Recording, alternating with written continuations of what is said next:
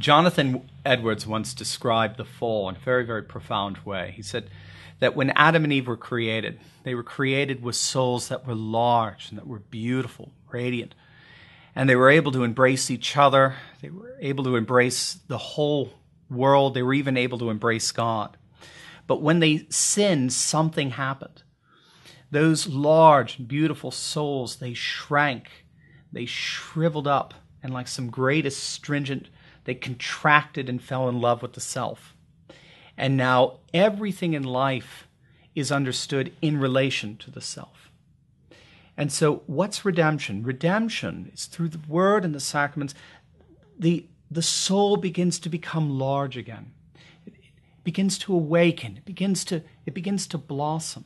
And what classical Christian education seeks to do is to come alongside the word and sacraments and to draw out that soul, enable it to be human again. And so the noetic effects of sin, where the way we think has fallen, now through the training of logic and through critical thinking and argumentation, debate, now our thinking can start to come back again.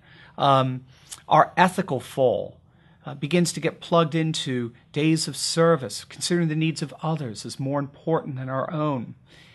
And our aesthetic lives.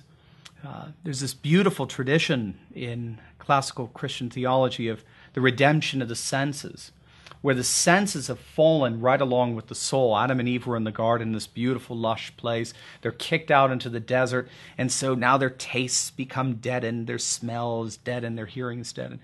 And through word and sacrament, through sacred space, through sacred music, through sacred visual art, the body's senses begin to be restored.